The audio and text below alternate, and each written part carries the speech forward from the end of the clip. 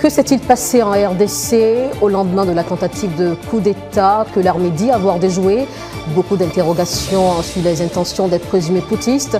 Que voulaient ces hommes? Pourquoi ont-ils attaqué le domicile d'un ministre?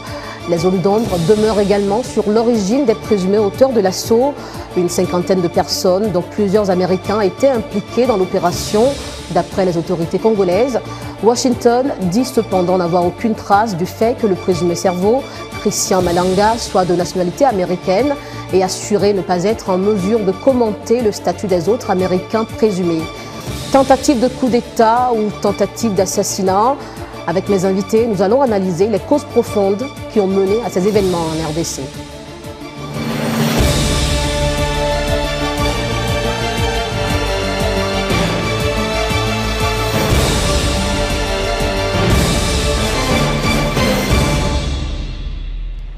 Bonsoir et bienvenue dans ce nouveau numéro de Washington Forum. Alexandrine Rolognon avec vous cette semaine. Avant de retrouver mes invités pour ce débat, revenons sur les événements du 19 mai à Kinshasa avec Nanit Talani. Aux premières heures de dimanche à Kinshasa, plusieurs dizaines d'hommes entrayés ont attaqué à l'arme automatique le domicile du ministre de l'économie, Vital Kamerhe. Selon des témoins, les assaillants sont arrivés à bord de véhicules et possédaient également des drones. Les tirs ont duré près d'une heure avant l'intervention des renforts. Vital Kamerhe et sa famille sont indemnes, mais 2 policiers affectés à leur protection sont tués. Les assaillants se sont ensuite dirigés vers le palais de la Nation, situé non loin de là, au bord du fleuve Congo et qui abrite certains des bureaux de la présidence. Sur place, ils brandissent des drapeaux du Zaïre, le nom de la RDC sous l'ancien chef de l'État, feu Mobutu Sese Seko, renversé en 1997. Qu'une tentative de coup d'État a été étouffée dans l'œuf par les forces de défense et de sécurité. Cette tentative a impliqué des étrangers et des Congolais. Le chef présumé des assaillants, Christian Malanga, s'exprime essentiellement en lingala en clamant « Vive le Zaïre, vive les enfants de Mobutu, Félix est tombé, nous sommes vainqueurs ». Les forces de sécurité finissent par intervenir et mettent fin au périple du commando. 4 assaillants ont été tués, dont Christian Malanga, 41 ans, Congolais naturalisé américain, homme d'affaires et politicien ayant créé un petit parti de la diaspora, UCP, United Congolese Party. Une quarantaine d'autres assaillants ont été arrêtés, dont le fils de 22 ans de Christian Malanga. Interrogé par la VOA, le général Sylvain Ekenge, porte-parole des forces armées de la RDC, explique. Il y a eu réaction des forces de l'ordre. Le leader, Christian Malanga, d'après les informations qui a la nationalité américaine, a été neutralisé avec 3 autres. Et puis, il y a une quarantaine d'éléments qui ont été appréhendés, parmi lesquels Marcel Malanga, qui est le fils de Christian Malanga, et qui lui aussi est de nationalité américaine. Et on a aussi arrêté 2 Américains, 2 sujets américains qui étaient avec eux, et que d'autres personnes qui ont été recrutées sous place. Lors du briefing lundi, le porte-parole du département d'État, Matthew Miller, a déclaré que les États-Unis n'ont aucune trace du statut de citoyen américain de Christian Malanga. Washington, tout en exprimant son inquiétude, s'est engagé à collaborer avec les autorités congolaises pour élucider cette affaire, notamment l'implication des citoyens américains. Voilà, une tentative de coup d'État étouffée dans l'œuf selon les autorités congolaises. Et pour ce débat, mes invités, Bob Kabamba, professeur de politologie africaine à l'Université de Liège en Belgique. Nous avons Frédéric Amani, chercheur associé en sciences politiques et relations internationales à l'Université de Lubumbashi en RDC. Et sur ce plateau avec moi, mon collègue Eddy Sango, journaliste au service Lingala de la VOA. Les enquêtes sont en cours, a affirmé le vice-premier ministre et ministre de l'Intérieur Peter Kazadi, que vous avez eu l'occasion d'interroger. Vous avez notamment posé des questions sur les passeports et les visas des présumés auteurs de cette attaque. Avez-vous appris quelque chose de nouveau sur cette tentative de coup d'État, Eddy? La seule chose que nous avons apprise est que ces gens sont venus par la province du Congo central, qui est voisine de deux pays, l'Angola et les Congo-Brazzaville. Mais là-dessus, le vice-premier ministre et ministre de l'Intérieur de la RDC, Peter Kazadi, s'est montré un peu réservé en disant qu'il fallait attendre les investigations qui sont en cours. Bon, quant à la nationalité, même s'il y a quelques doutes par rapport à Christian Malanga, quant aux autorités américaines, le vice-premier ministre a dit qu'il détenait des passeports et que c'était là la preuve qu'ils étaient américains. Donc, en fait, il y en a 4. Christian Malanga et son fils et les 2 autres qui sont de blancs, en fait. Le ministre a également évoqué d'autres nationalités parmi les présumés auteurs de cette attaque. Oh oui, il y a notamment 2 Britanniques. En fait, ce sont des Congolais qui ont acquis la nationalité britannique. Et bon, les autorités congolaises, en plus de ça, parlé d'autres nationalités, mais ils ne disent pas assez. Mais il y a aussi des Congolais, comme l'a dit le vice-premier ministre Peter Kazadi, des Congolais qui ont été recrutés sur place, principalement dans la province du Congo central. Merci pour ces précisions. Pourquoi des étrangers s'impliqueraient dans un coup d'État en RDC, se demande-t-on? Qu'aurait-il à y gagner? Bob Kabamba, votre avis? Merci en tout cas pour l'invitation et merci aussi pour la question. C'est que lorsque l'on regarde, on suit le cheminement et les explications des autorités congolaises, on a du mal effectivement à croire qu'il s'agit véritablement d'une tentative de coup d'État. Par contre, lorsque l'on essaye de pouvoir suivre un peu même le cheminement de ce soi-disant commando, on se rend bien compte qu'il s'agit plutôt, on va dire, de tentative d'assassinat. Parce que même au niveau de l'ONU, de la MONUSCO à Kinshasa, ils ne parlent pas de tentative de coup d'État, mais ils parlent plus de tentative d'assassinat plutôt que de tentative de coup d'État. Et de plus en plus, cette thèse de tentative d'assassinat refait surface et de plus en plus crédibilisée par aussi le côté amateur de ce prétendu commando qui aurait l'intention de renverser donc le régime de Tshisekedi, en sachant par exemple pourquoi attaquer le palais de la nation, tout en sachant que le président de la République n'y habite pas et que le président de la République habite, on appelle la cité de l'OUA, et donc s'attaquer à plus ou moins de bureaux vides, cela ne va pas nécessairement... Ce serait pour faire diversion, selon vous? On a l'impression que ça donne par rapport à tous les analystes que l'on a suivis, et même par rapport à d'autres communiqués de presse, et ça semble plus ou moins un alibi pour essayer de masquer véritablement cette tentative d'assassinat. Alors, des questions subsistent en effet sur le mode opératoire de cette tentative et certains estiment que ce n'est qu'une mise en scène. Qu'en pensez-vous, Frédéric Amani? Il y a une mise en scène. D'abord, je ne voudrais pas entrer dans cette polémique ou tentative de coup d'État ou assassinat, mais ce qu'on doit comprendre, que ces assaillants jusque accéder dans le palais de la nation où l'ancien vice-premier ministre, qui est d'ailleurs actuellement président de l'Assemblée nationale, on doit noter là, n'est-ce pas, la défaillance des services d'intelligence ou les services de sécurité. Votre collègue l'a dit, ces assaillants sont venus du Congo central jusqu'à Kinshasa avec des tennis. Eh bien, on a là une défaillance dans les services migratoires ou des renseignements pour détecter ces malfrats, malheureusement. Alors, nous pensons que les enquêtes qui sont en cours vont davantage nous donner plus de précisions et tirer au clair ces assaillants. Est-ce qu'ils étaient, parce qu'il vous souviendra qu'au sein de l'Union sacrée, il y avait ce problème pour la désignation, n'est-ce pas, du bureau définitif. Heureusement, ça a eu lieu hier. Eh bien, est-ce que c'est ces problèmes qui conduisaient à ce qu'ils s'en prennent à l'honorable Vital Kamerhe? On ne sait pas. Ou bien c'était, comme le prof Bob l'a dit, comment aller au palais de la nation alors que c'est vrai, officiellement c'est le bureau du président de la République, mais il ne passe pas beaucoup de temps là-bas.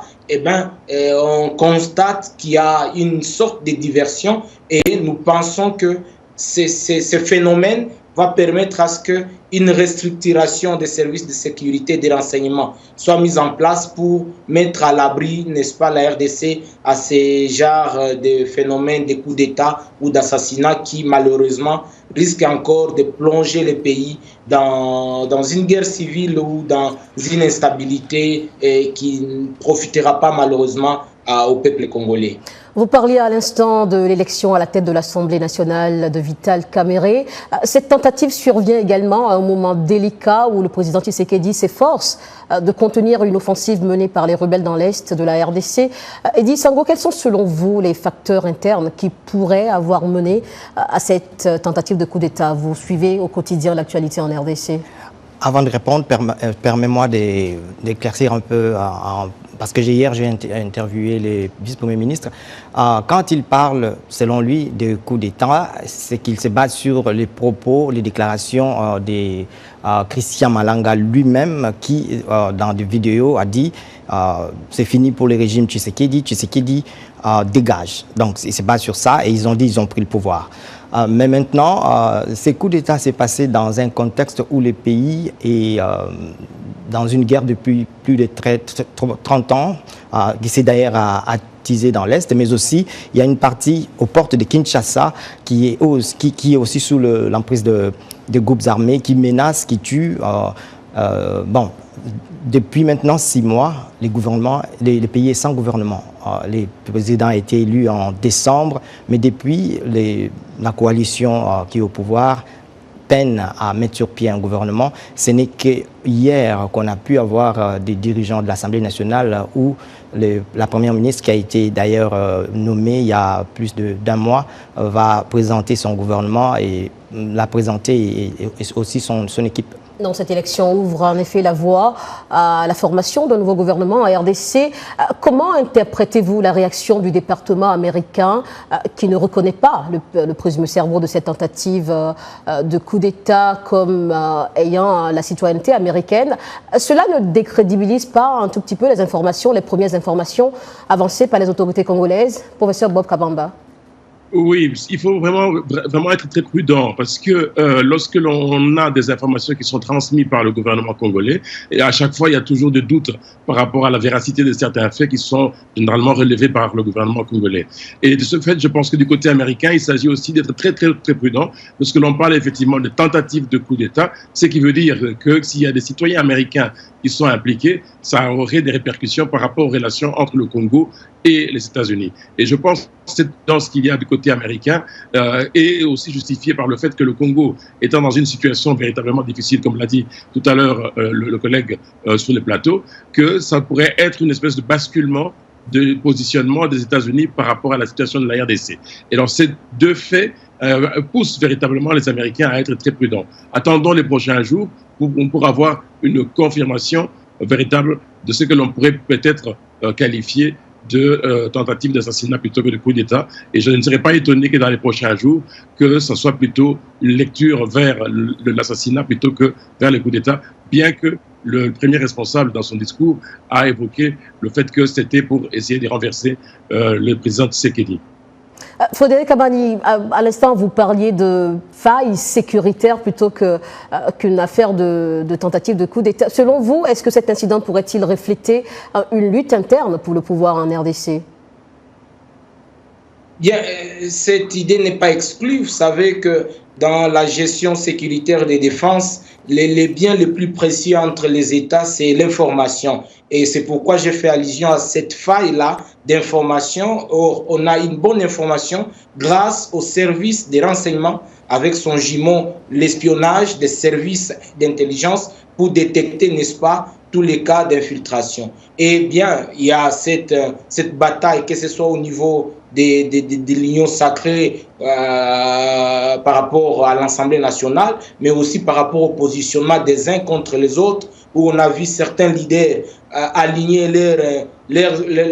leurs fils, leurs sœurs ou leurs cousins, leurs neveux. Eh bien, lorsque l'autorité morale ou le présidium refuse d'adhérer à leur desiderata, ça peut créer des frustrations Et il faut être alors en mesure de gérer ces frustrations, et au niveau de l'Union sacrée, mais aussi au niveau de l'ensemble du pays. Donc, nous pensons que le gouvernement congolais va travailler davantage pour gérer les intentions ou les ambitions des uns, et aussi, n'est-ce pas, mater toute velléité expansionniste ou des brigands qui s'en prendraient à défier l'autorité de l'État. Je crois qu'en plein cœur de la capitale, il est important que les services soient en alerte et que ces genres de phénomènes ne puissent pas se reproduire, sinon on risque d'être dans un éternel recommencement où le pays veut décoller, mais il y a encore des pesanteurs qui le tirent vers les bas, malheureusement.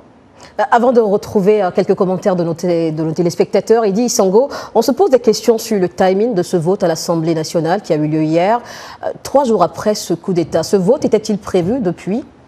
Oui, il y avait un calendrier qui était déjà mis sur pied, donc bien avant que les coups d'État ou la tentative de coup d'État n'arrive. Mais il faut dire que c'est quand même beaucoup de temps que ça a pris. Il y avait de la pression même au niveau de l'Assemblée nationale.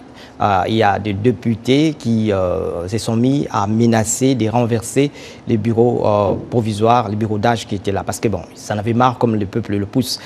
L'un des facteurs, j'avais oublié de le mentionner, dans le contexte de ces coups d'État, c'est aussi la grogne au niveau de la population qui souffre. Et d'ailleurs, les chefs, les leaders de putschistes ont récupéré cela pour dire, voilà, nous les soldats, nous souffrons, la population souffre, on en a marre. C'est un peu ça. Et que pensent nos téléspectateurs de cette tentative de coup d'État en RDC? Nous avons recueilli quelques réactions sur la page Facebook de VOA Afrique. Darren José de Bukavu en RDC nous dit que c'est juste du théâtre. Archiduc Théodore de N'Djamena, cette tentative de coup d'État en RDC est un acte dans l'intention de ramener cette nation à l'état embryonnaire par des hors-la-loi, que ces assaillants soient punis sévèrement et que des enquêtes soient menées pour détecter leurs complices à la source. Yao Kofi Marcelin à Abidjan, Côte d'Ivoire, nous dit que l'accession au pouvoir par un coup d'État militaire doit être condamnée, peu importe les raisons. C'est le lieu ici de féliciter les forces armées de la République démocratique du Congo qui ont déjoué ce coup de force. Merci pour vos différentes réactions. Et comment les événements du 19 mai à Kinshasa pourraient changer notre compréhension de la situation politique en RDC? On se retrouve juste après la pause.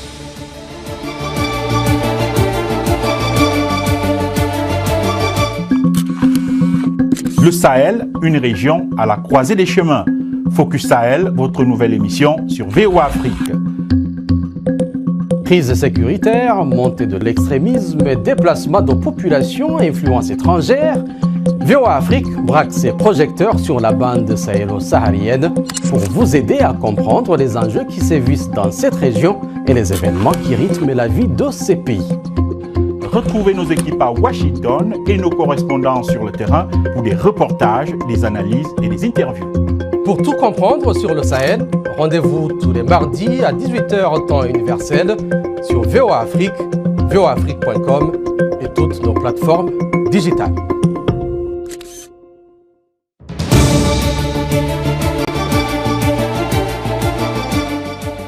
Washington Forum sur VOA Afrique. Nous revenons sur la tentative de coup d'État en RDC le 19 mai dernier avec mes invités. Bob Kabamba, professeur de politologie africaine à l'Université de Liège en Belgique. Nous avons en RDC Frédéric Kamana, chercheur associé en sciences politiques et relations internationales de l'Université de Lubumbashi. Et avec moi, ici en studio, Idi Isango, journaliste au service Lingala de VOA. Idi, je suis avec vous. Comment la population congolaise perçoit-elle ces événements? Y a-t-il eu des réactions? Il y a, comme les analystes l'ont dit, un peu de doute dans cela, parce que bon, il y a beaucoup de zones d'ombre qui restent. Les gens, certains pensent que c'est de la mascarade. Comme un de nos auditeurs qui vient de dire que c'est du théâtre. Certains pensent que c'est bien vrai, ça s'est passé, mais on voit qu'il y a de la tension. Il y a certains qui pensent, en fait, que ça a été poussé par les gens du pouvoir qui s'affrontent pour essayer d'éliminer celui-là ou celui-là ou l'autre. C'est un peu ça. Donc, Et surtout que ça se passe dans les cadres au moment où il n'y a pas de gouvernement et il y a une lutte de positionnement pour le gouvernement qui va être mis sur pied. Est-ce qu'on peut revenir un tout petit peu sur le profil du présumé cerveau de cette attaque? Malanga. Était-il connu? Oui, il était connu de Congolais.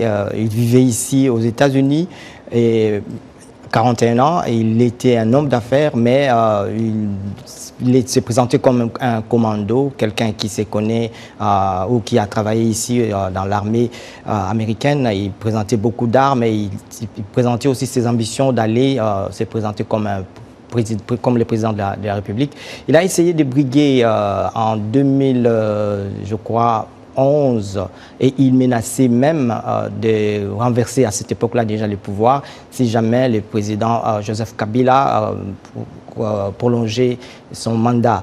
D'ailleurs, avec le Premier ministre, le vice-premier ministre avec qui je parlais hier, il a dit qu'il était recherché au Congo depuis 2009, mais il était aussi un ancien militaire de la RDC qui a fait défection.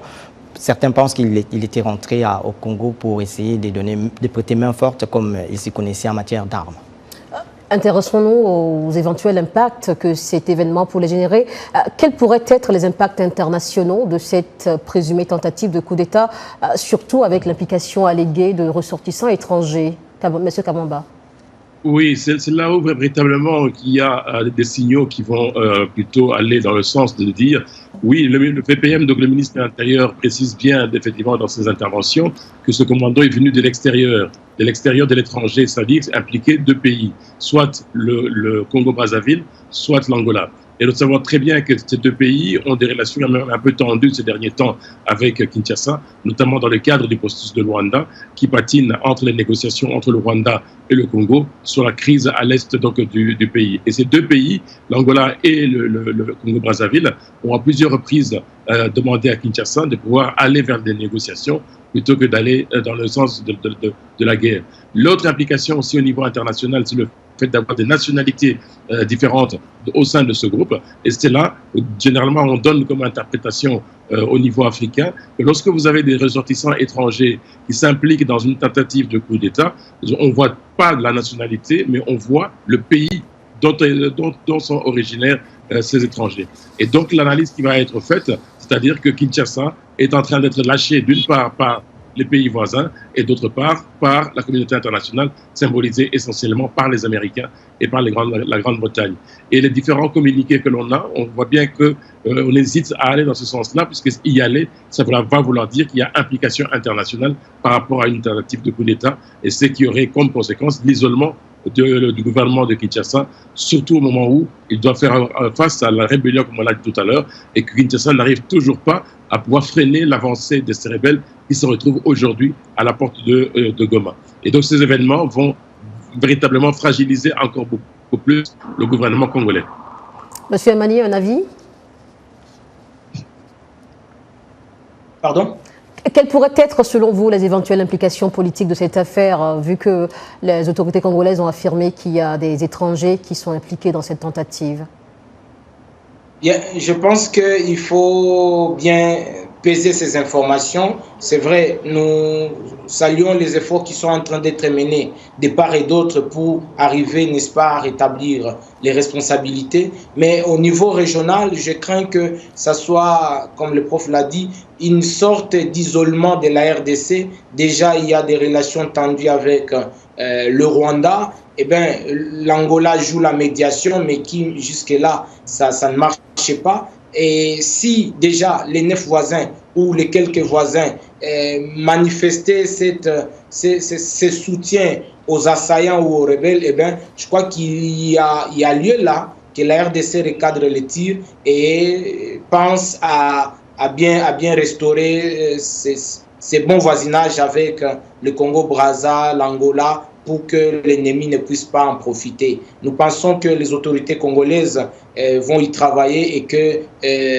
ces États, dans le cadre que ce soit de l'Union africaine ou de la SADC ou des CEAC, parce qu'ils sont membres de part et d'autre, ne vont pas autoriser cela. Il faut beaucoup de prudence pour affirmer que tel ou tel État serait derrière les assaillants, mais il faut que ces enquêtes aboutissent à des résultats escomptés pour clarifier les responsabilités des uns contre les autres.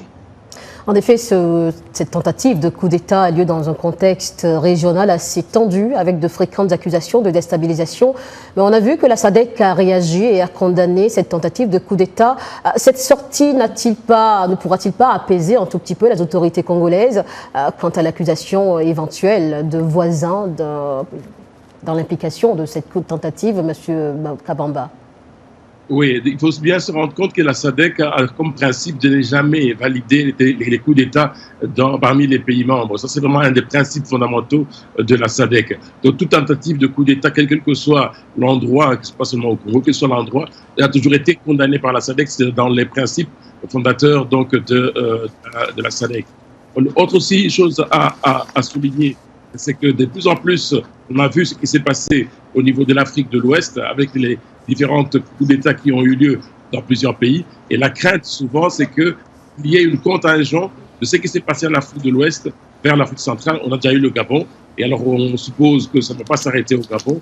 Ça peut aller toucher d'autres pays. C'est une façon, effectivement, de pouvoir véritablement freiner, en fait, cet appel à pouvoir, lorsqu'il y a des difficultés dans un pays, des problèmes de gouvernance, des problèmes de sécurité, toute une série d'autres problèmes, qu'on puisse recourir à un coup d'État. C'est une façon de rappeler aussi à l'ordre, les pays de la SADC, de rappeler à l'ordre qu'ils n'accepteront pas s'il y a des tentatives de coup d'État au Congo.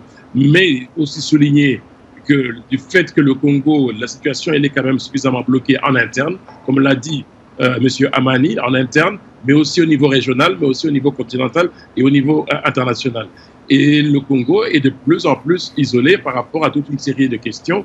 Et ce fait nouveau va accréditer, justement valider la thèse de la fragilité du système congolais, la fragilité du système sécuritaire congolais. Et là, va avoir des conséquences aussi par rapport aux relations d'autres pays. Le Congo étant un pays au milieu de l'Afrique centrale et aussi de l'Afrique de l'Est, une déstabilisation du Congo aura certainement des impacts sur l'Angola, sur le Congo-Brazzaville, Centrafrique, Sud-Soudan, Ouganda, Rwanda, Burundi, Tanzanie et voire même la Zambie. Et donc, ces faits qui viennent de se passer va à nouveau mettre en alerte en fait tous les autres pays et qui, malheureusement, s'il n'y a pas de changement, s'il n'y a pas une impulsion qui est donnée par Kinshasa pour essayer de rassurer ces pays voisins, nous risquons dans les prochains jours d'avoir encore une autre tentative ou bien d'autres qui vont essayer de pouvoir solutionner des problèmes qu'ils connaissent en pensant que les coups d'État sont véritablement une possibilité de pouvoir résoudre les questions quotidiennes, les problèmes que rencontrent les Congolais aujourd'hui. Monsieur Amani, un commentaire sur cette sortie de la SADC qui, à la suite de l'Union africaine et des États-Unis, a condamné cette tentative de coup d'État? Oui, la SADC a condamné. Hier, je crois aussi, la CEAC, j'ai lu les communiqués. Je crois que c'est une façon, les deux organisations, de rassurer leurs membres, qui est la RDC, du soutien qu'ils apportent au gouvernement sous la conduite du président Félix. Mais moi, je pense qu'il ne faut pas minimiser que ce soit ces assaillants soient considérés comme des amateurs ou quoi que ce soit. Je crois qu'il y a lieu là que la RDC au niveau interne puisse, n'est-ce pas, recadrer les tirs et colmater les brèches afin que de tels événements ne puissent pas se reproduire. Mais aussi au niveau régional, la RDC doit davantage, comme c'est la volonté, je l'espère, du président Félix de s'ouvrir à d'autres, d'arranger cette relation de bon voisinage entre le Brazzaville, l'Angola, la Zambie, la Tanzanie et d'autres pays, et aussi d'appliquer, n'est-ce pas, la feuille de route de Luanda, qui voudrait que lorsque l'approche militaire échoue, l'approche politique ou diplomatique peut être mise en exergue pourvu que la paix revienne à l'Est, parce qu'on ne le dit pas assez, la sous-région, le conflit à l'Est de la RDC affecte directement ou indirectement la sous-région